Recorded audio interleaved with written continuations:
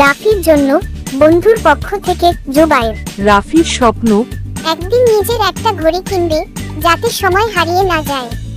রাফি আর তার বন্ধু জুবায়ের বসে গল্প করছে।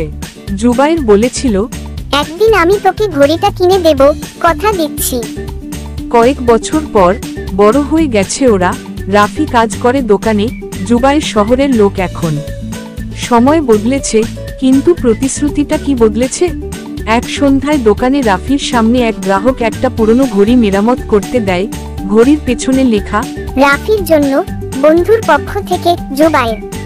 রাফি থমকে গেল, সময় থেমে গেল সেই মুহূর্তে। সময় বদলায়, মানুষও বদলায়, কিন্তু সত্যিকারের বন্ধুত্ব চিরকাল টিকে থাকে। কিছু প্রতিশ্রুতি সময় ভোলায় না, শুধু ফিরিয়ে আনে সঠিক মুহূর্তে।